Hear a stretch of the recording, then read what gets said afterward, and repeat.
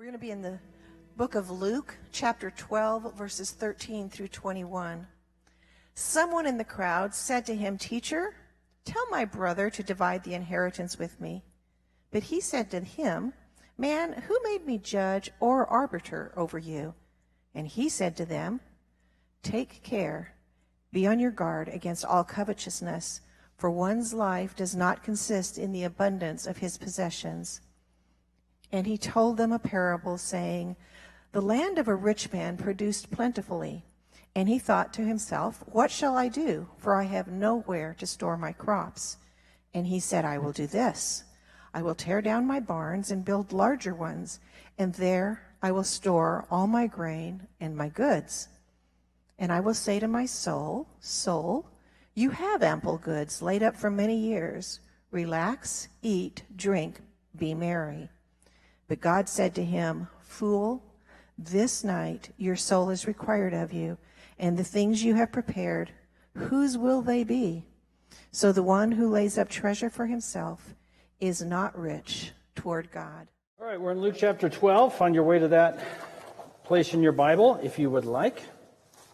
Luke chapter 12, parable of the foolish rich man, or a parable of the big barns, it's like I like to call it. It's camping season. Last weekend, a lot of folks from our church went up to Harris Beach for camp out over the weekend. And then this week, I went up to Lake of the Woods with my sons for a couple of days. And one of the things you do when you're camping is you get out a pocket knife and you whittle a stick. I don't know why you do this. After having whittled many sticks over the course of my life, it has no use when you're done. It's a pointy stick. I mean, you could roast a marshmallow one, I suppose, but now you buy those metal ones at Walmart. You don't need to roast the thing. But yeah, so what generally happens, and maybe you do it different in your house, I don't know, you're sitting on a fire and the son will turn to you and say, "Dad, can I have the pocket knife? I want to whittle stick." You say, "Sure." So you take the pocket knife out, you open up the blade, you hand it over, and what do you say? "Be careful. It's sharp. You might cut yourself." All of these are obvious. None of this information is new information. Yes, it's sharp. That's why I was asking for it. If I wanted to whittle with a rock, I would have whittled with a rock. But I wanted something sharp. So, of course, there's a risk of cutting yourself. So, here's this thing, and this thing, which might be useful for what you want to do, has some danger associated with it. This plot line was a real famous plot line in a classic Christmas movie, A Christmas Story, where the main protagonist wanted to get for Christmas a Red Ryder BB gun with a compass in the stock. Remember this? And he said, "What do you want for Christmas?" And he told Santa, and he told his parents, told everybody else, wanted Red Ryder BB gun with a compass in the stock. And the response is, "You'll shoot your eye out." Yeah, you're just like the first service. Can't memorize verses, but we know that line. No, I'm mostly kidding. You'll shoot your eye out. Why would you say, well, here's this thing which has some use for a young man getting target practice in, the fun of shooting, whatever it might be, but there's some inherent risk to it, and so therefore it comes with a warning. And so the warning is given, and maybe it seems somewhat obvious. And so then we get to our parable of the foolish rich man. And I want to sort of frame it in this way. Jesus is handing us over a thing, and it's his resources, our assets, our money, our stuff. And he is telling us, he's handing over this thing, his stuff. He's saying, here's the stuff. Be careful. It's dangerous. And the difference between the pocket knife and the Red Ryder BB gun is we don't understand this stuff has some risks associated with it. In fact, we think it's perfectly safe. But maybe we could frame it another way.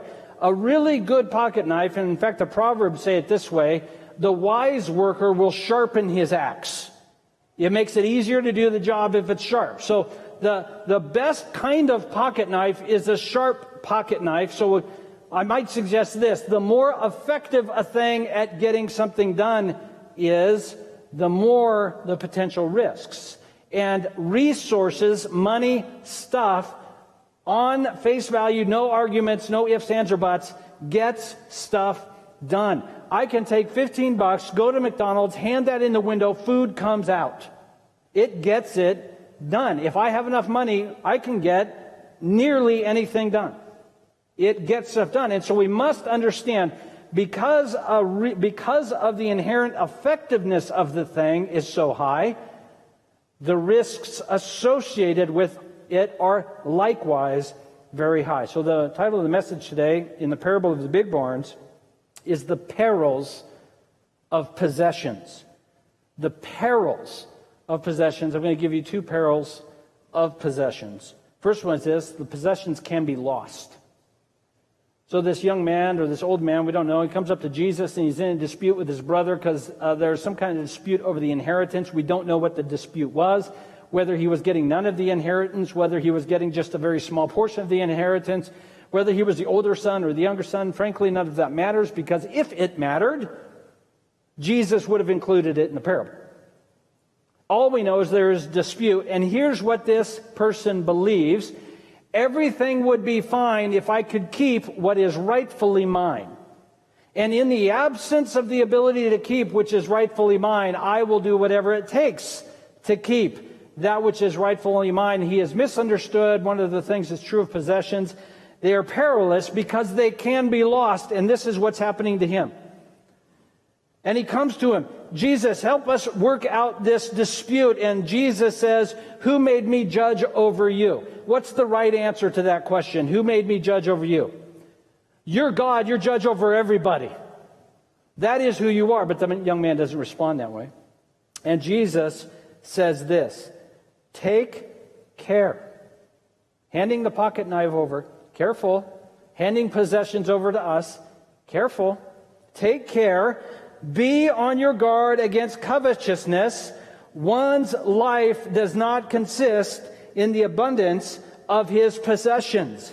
The guy wants to know, how do I keep my stuff? And Jesus is saying, careful, your stuff can be dangerous, and you need to guard against envy and covetousness. Here's maybe one point we can make from this. It is foolish to desire deeply that which cannot be retained and that which cannot be safeguarded. It is foolish to desire covetousness, desire deeply that which cannot be kept. So the parable of this rich man. And that's how the man is described at the beginning of the parable. Verse 16, the land of a rich man produced plentifully. What was he before his land produced plentifully? A rich man. Before he had highly productive fields, he was already wealthy. He was wealthy, and his land produced plenty. So here's what is happening to this man, especially as might be seen through the eyes of those living in Israel. He is a wealthy man, which means God has blessed him. This is their understanding, would have been their understanding of the Old Covenant. Someone is blessed by God in the land promises of God. As they are pursuing God, God would pour out land-based blessings, which would mean crops and resources. So this man was already, in the minds of most people in Israel, a blessed man. And then on top of that, his land produced plentifully. Who made his land produce plentifully? God did. Of course, God did. How do we know that? Because God said this when they were going to the Promised Land. You don't irrigate Israel.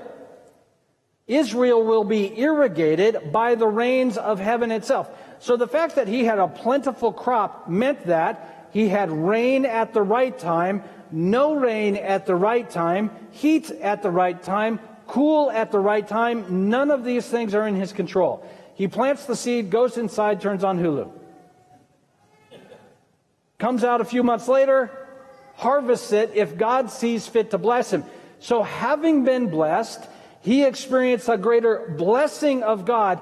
All observers of his life would have looked at his life and said, you've got it all. You've got everything you could ever want, and you have God himself who has seen fit to draw close to you to pour out his blessing on you.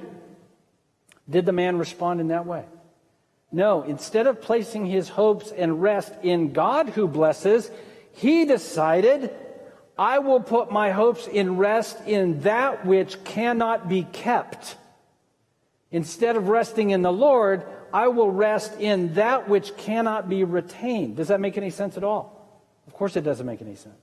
Look what happened. He said this, verse 17. He thought to himself, well, what shall I do? What shall I do? There's a question. What should I do here? What's the right course of action? When we have to make a decision based on what is the right course of action, that decision is always going to come from that which we value. When we ask a question, what should be done, we're going to make a decision based on what we think is right and that which we value. So when he says, what should I do? The answer is going to flow from that which he treasures. And look what he says. I have nowhere to store my crops. What's the key word there? My. Whose crops? What exactly have you done? You happened to wake up one day and it didn't rain, wake up another day and it did rain, woke up another day and nobody invaded and took your crops, no pests came in and ate them, no locusts, no deer or whatever else. And yet, nonetheless, despite the clear evidence that God is the one who has provided the blessing and the further blessing, at the end of the day, at harvest time, he puts it all into his hands and says, what? Mine. Since the value is, I will have hope if I can retain that which is mine. I must do whatever it takes to keep that which is mine. And the only way to do that in that culture is to tear down your barns and build bigger ones, hire more guards, build more fences, hope that nobody steals it, and hope that no rodents invade. My crops, since the crops are mine, what ought to be?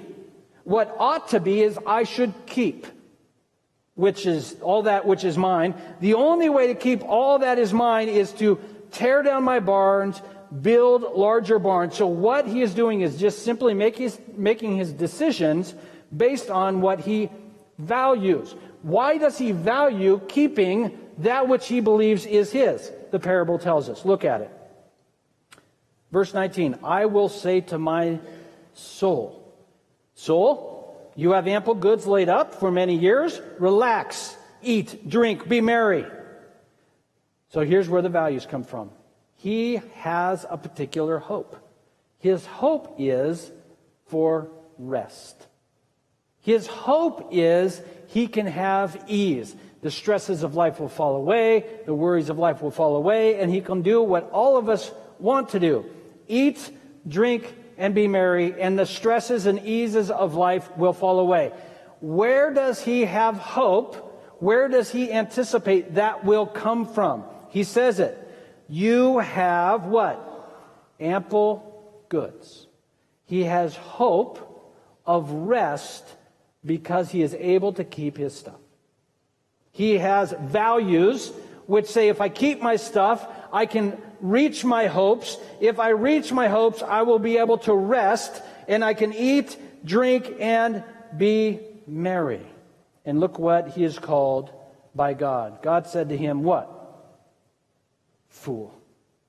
Why does God call him a fool? Because he believed a false hope. That if he were able to keep all of his stuff and get all that he wanted, he would be at rest. To think that if we can keep what we have and get what we think we ought to have, that we will have rest, it is a false hope. What's your number? I've asked you this before many times. What's your number? We all have a number. When you get in college, your number is whatever your tuition bill is. If I had X amount of dollars, I could pay college and I'd be fine. When you get out of college, if you had just X amount of dollars to buy a car, you'd be fine. Then you get a little older, you get married, so if I just had X amount of dollars, I could pay off the house. If I had just X amount of dollars, I could buy a rental. If I had X amount of dollars, this is where some of us are, right? I could pay off that medical bill. If I had X amount of dollars, I could finally go and see that country I've always wanted to see. If I had X amount of dollars, everything would be fine. What's your number? Don't say it out loud. Everybody's got that number. This guy had his number, and it was what he had. If I can keep it, everything will be fine. The Bible tells us this quite clearly, and none of us believe it. That is a false hope. It is not true. Now, the entire culture believes it's true. And you and I believe it's true. And in fact, you will do your heart good service if you will be willing to finally admit, if you haven't already, that you do also believe it's true. Even if just a little bit. That if I finally had this, everything would finally be fine. I would be able to eat, relax, Take it easy. It's a false hope. Why do we believe it so readily? Because it works. Because when we do get stuff we wanted, it does feel good, doesn't it? When you try to save up and you get the thing you want, it does feel good. There's nothing wrong with that. But it works. That's like I said, the effectiveness of the tool in likewise measure makes the tool that much more dangerous, because if the stuff works to give me what I want in the short term, well, it's kind of annoying, because I want God to be like that too. I want Him to make me feel that way, just like that. And He doesn't do that. Why? Because He simply refuses to acknowledge that I'm God. Yeah, He just refuses. He just simply insists on doing things His way. Isn't it terribly frustrating? Now, in church, we're not supposed to be frustrated with God, but you are at home, so let's just deal with it, right? So money, this is the thing. Money does what we wish God would do. If I have stuff, I can get stuff done. I go to God in prayer over and over and over and over again, and what's happening, God? Anytime. Okay, you're not going to handle it? Well, it turns out I got stacks on stacks. I can get it done. Our hope comes from this. If we have enough, we can finally rest. Look what else the Bible says about this. 1 Timothy chapter 6, verse 17. As for the rich in this present age, who are the rich in this present age? If you make your full-time residence in the United States of America, I am sorry, that's you. Every time I say that, I offend somebody. I'm going to keep saying it. As for the rich in this present age, that's all of us. Now, some are richer than others. That goes without saying. But all of us, as for the rich in this present age, charge them not to be haughty, nor to set their hopes on the uncertainty of riches, instead on God, who richly provides us with everything to enjoy. The warning here for the wealthy is this: don't put your hopes in riches. Why? They're so uncertain. They are so uncertain. Look what happened to the guy with the big barns. Builds them up, fills them up, and then what happens? The Lord calls him home. In my particular job, I get to see a lot of different people in different stages of life, and unfortunately, in fact, it's one of the parts of being a pastor that is most troubling, is I get to spend a lot of time with people who either are dying or have had someone in their home die. And you have friends and neighbors who are like this, but there's too many stories that we all know, and we try to ignore them when they come up. They worked and saved, and here's the plans, bought the timeshare, bought the RV, and then retired, and the diagnosis comes in. Or the spouse's diagnosis comes in. And now all those hopes and dreams, 30 years of work and save and scrape and scrimp, we're going to sit at home and pay for caregivers. We know these are stories that happen. But yet we continue to tell ourselves, if I save and save and save, there will be a time where everything will be rest. It's a false hope. It never comes. Ecclesiastes 5, verse 10. Ecclesiastes 5, verse 10, one of the wealthiest people in the world, certainly the wealthiest at the time, Solomon writes this: he who loves money will not be satisfied with money. Speaking from experience. He who loves money will not be satisfied with money, nor he who loves wealth with his income. This is also vanity. When goods increase, they increase who eat them. Did you read that? When goods increase, they increase who eat them. We've all had this happen. You're working away, you get a big bonus. You come up with 10 things that you want to spend it on. Of course, your spouse comes up with 10 things they want to spend it on. And then the bill comes in for the amount of the bonus. Anybody ever had this happen? And now, instead of being happy that God provided in advance for a bill we didn't know about, we're angry that we don't get to spend our stuff on what we wanted. And that's right. When goods increase, the mouths to feed seem to increase. What advantage has the owner but to see them with their eyes? Sweet is the sleep of a laborer, whether he eats little or much, but the full stomach of the rich will not let him sleep. I don't know how you got to where you are, but I can think back to the days when I was making minimum wage. And I always had this dream. I'll tell you what the dream was. I was looking forward to the day when I could have a job where you showered before going to work instead of after. I don't know what, there was just a thing. I thought that'll be interesting to have to flip that. I don't know why that was a thing, and I'm not saying there's anything wrong with getting dirty at work. But in my mind, I couldn't wait till I could have a job where I shower before work than after. But I remember back in those days, it's funny, go to work, $7 an hour. Yeah, minimum wage was $7 an hour. Now some of you go, I remember it was a dime to move irrigation pipe. You need better negotiators, is what I say. Anyway. You go home, work's done, go to sleep, and you just sleep, right? And then years later, right, you ring a couple of wins on the belt, you notch a couple of successes, you got some stuff squirreled away, you got things, and now you go to bed and isn't it just running? What about this? Some of us keep a notepad next to our bed because we think, maybe if I write it down, I'll be able to stop thinking and I can get some sleep finally. We're living in a house 10 times as big as our first apartment and driving a new car instead of an old car that we have to push down the hill to start, and we can't sleep at night. Maybe Solomon was onto something, wasn't he? Money doesn't bring the rest we think. Money cannot satisfy, and the question will be when we will finally believe God and be convinced this stuff doesn't satisfy.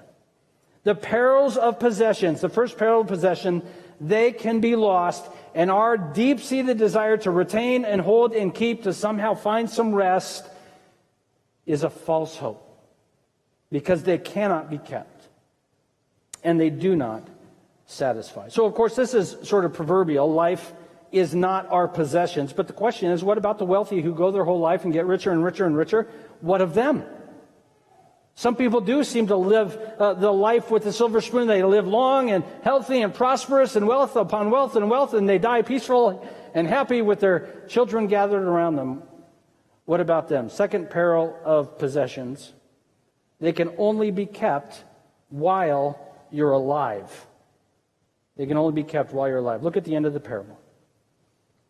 Verse 18, the guy says this, I'm going to tear down my barns, I'm going to build larger barns. There I'm going to store my grain, I'm going to rest, I'm going to relax, I'm going to eat, drink, and be merry. And God says this, you fool, this night your soul will be required of you, and the things you have prepared, whose will they be? What is he saying? They won't be yours. Verse 21, so is the one who lays up treasure for himself and is not rich toward God. He had great plans and they were ruined by the reality he wasn't going to live forever. And Jesus wonders this, what happens if you don't live to enjoy the stuff you've worked so hard to keep? And here's what his point is in verse 21. It is foolhardy. It is foolish to invest heavily in stuff that has value for so short a time. It is foolish to invest heavily in stuff that has value for such a short period of time. And what's the period of time Jesus is talking about? He's saying you're going to invest heavily in stuff that only lasts as long as you're alive? That's such a short perspective. Jesus is looking at an eternal perspective. Why would we invest heavily in our lifespan when we have all of eternity to think about? Look again at verse 17.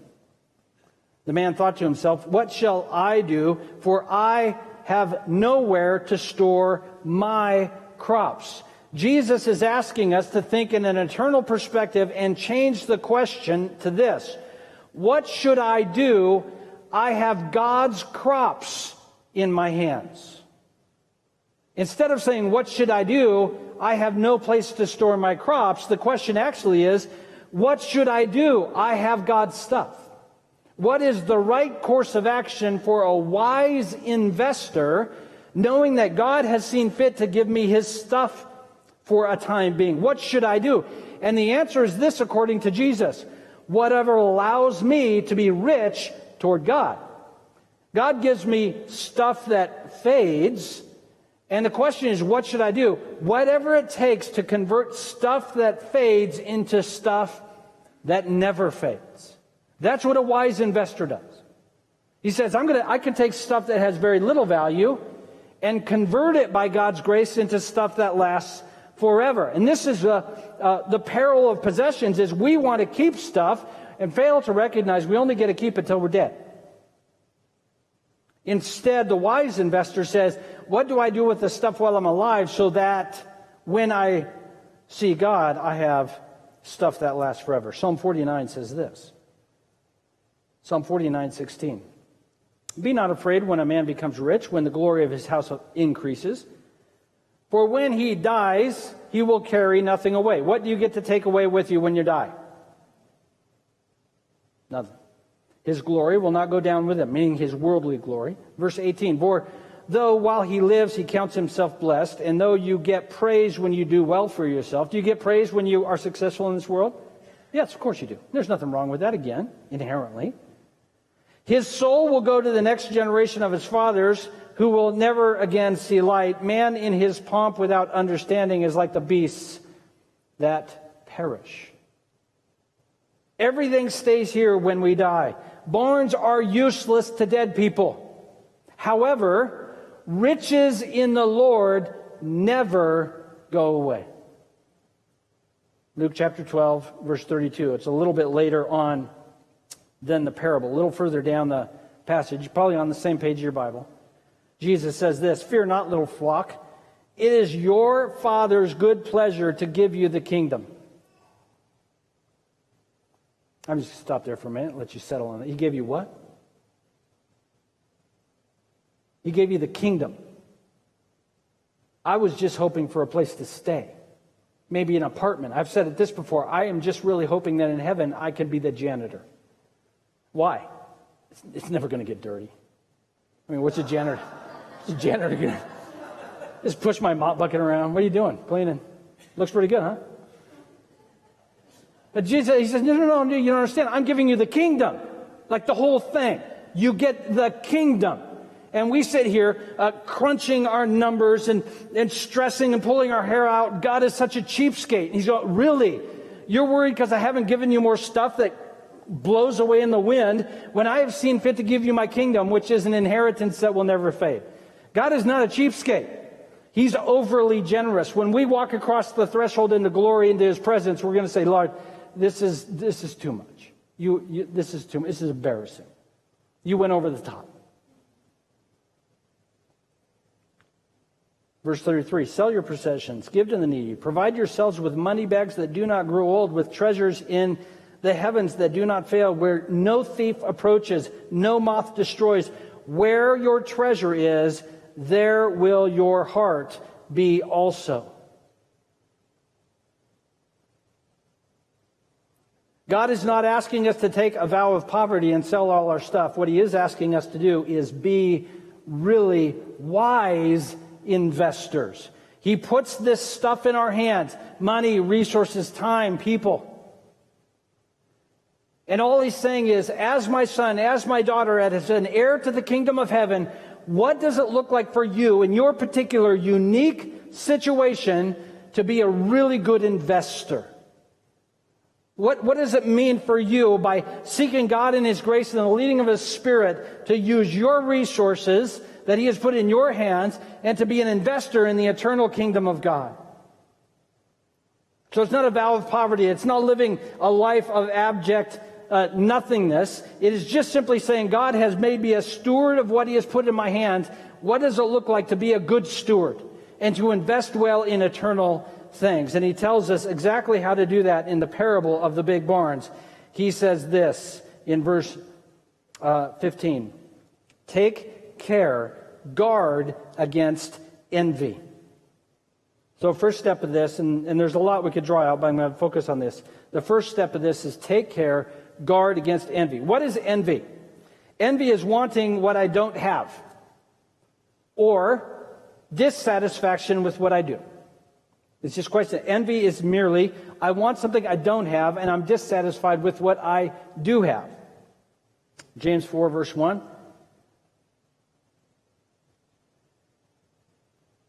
What causes quarrels and causes fights among you? What's the answer to that?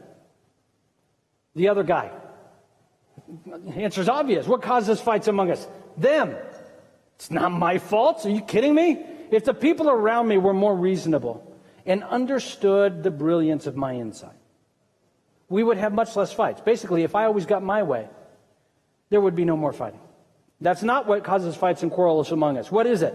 Is it not this, that your passions are at war within you? You desire and you do not have, so you murder. You covet and cannot obtain, so you fight and you quarrel. What causes fights and quarrels among us is we have envy for what the other has. So I have stress in my life that I think would be fixed if I had what you have. Right? You know who this is, and you've got someone in your life. You've got stress and worry in your life, and if you had it like they had it, you wouldn't be stressed. And it drives us nuts. They don't understand how good they have it, do they? Do they appreciate how good they have it? Of course they don't. Because they're not as worthy as us. If God would finally see fit to recognize I am worthy of what they have, then He could give me what they have, and I would be fine, and they would finally realize how good they actually had it, and they could live my life for a while. So what happens is my envy gives me permission to wish evil on someone else. If only they knew what it was like to live in my shoes for a day. In fact, that might be kind of good for them. That's what he's sort of alluding to. You covet and cannot have, and so you murder. We would wish ill will on someone who has it the way we wish we had it, because they don't deserve it as much as we do. So we dispute with our brothers. I can't have what I want, and so I'm filled with quarreling and fighting. Here's another way envy works. I have something I want, and you're in my way. Maybe this has happened in a relationship you have with your spouse. There's two things married people apparently fight over most. We're only going to talk about the one. Save the other topic for another day. You don't know what the topic is? Okay, you can do research online. It's sex. I feel like I got to let you in on the punchline. So you decide, I want this. I want this thing. And you know what? I ought to have this thing. And then your spouse has the gall to want something else. But there's not enough money in the pot for us both to have what we want. And I ought to have what I want. They ought not to have what they want. So now we have the problem. I can't have what I want, envy, and it's your fault. What causes fights and quarrels among us? When others have the gall to get in the way of me keeping my possessions and having what I ought to have. These are the perils of possessions. Not only this, I am fighting with others that I will be with forever in the kingdom of God so that I can have something that's going to last like a year and a half.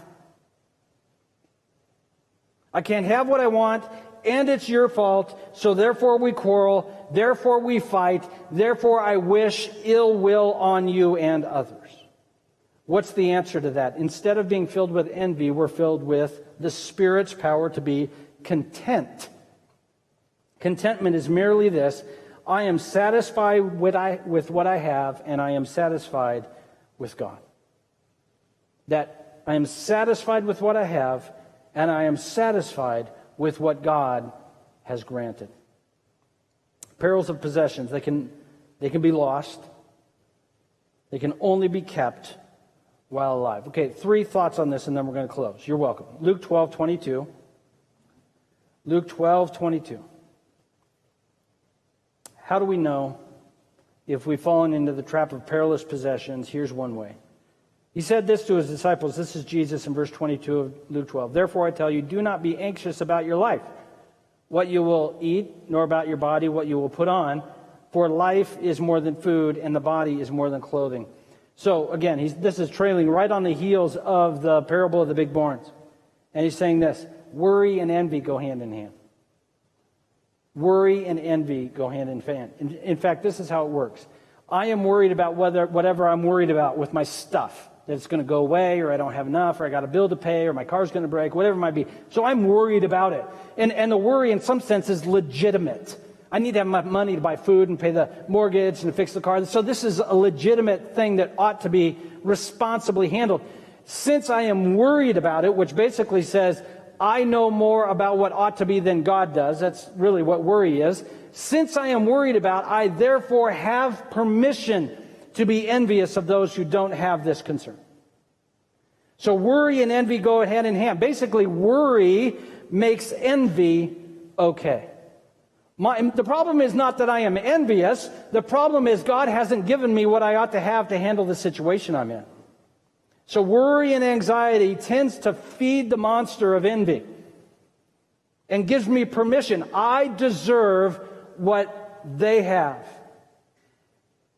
So one of the ways we can get at this, how am I envious? Because a lot of times say, are you envious? Am I jealous? You say, no. But one of the ways we can get at it and really look at our heart closely, if my life is bound up with worry and looking at wishing if I had all these other things that would fix this worry, that's sort of a barometer there. Kind of a light that flicks on. We say, you know what? I think there might be an envy thing going on down there. Because worry sort of shows us that. Look back at 1 Timothy chapter 6, this time at verse 18 instead of verse 17. The Bible sees fit to apply the passage for us so we don't have to work too hard here. Regarding the rich, they are to do good, to be rich in good works, to be generous and ready to share. So the answer to how do I stop worrying, how do I stop envying is not more stuff. The answer to it is actually a sense of open-handedness, where it is God's stuff, and I'm going to keep my antenna tuned to opportunities to serve others with the stuff God has seen fit to give me. So Spirit-led, Spirit-guided generosity is actually the the obedience we can exercise to help move into having kingdom-minded resources. So how does this work? Because Jesus was generous on the cross, I can be generous to others. Jesus saw fit, the owner and creator of the universe, to abandon all the privilege and pomp of glory, to come to heaven, give his life, take upon himself our shame, our guilt, our punishment. And all we're doing by acting as generous people, we're saying, he did it first. He took my sin. He abandoned his glory for a time. And he has seen fit to give me the kingdom of God as an inheritance. So therefore, Jesus having been generous first, I want to likewise be Jesus-y and be willing to be generous and kind to others when God by his Spirit moves and there is opportunity to do so. Spirit-motivated, Spirit-led generosity in serving others is really smart investing. It's a way to take stuff that is temporary and convert it into eternal glory. Okay, the last thing. What was the man seeking with his big barns? Soul, you have ample goods laid up for many years. Relax. We call that rest. What he is saying is, I want to rest. Don't we all want to rest? Be free from the pressures and the stress. And this is actually a biblical calling. We are to rest. It's very early in the Bible. It's like, I think the seventh day of creation. God said, you know what? I could earn another buck. I may as well put another day in. Isn't that what he said? Can't remember how that verse goes. No, he says, I'm done. I'm going to rest. And then he leads the people of Israel into the wilderness, and there's manna on the floor of the wilderness, and they pick it up every day and eat it. And what do they do by faith in God? They rest. They have enough. Rest is this, knowing that God has it handled.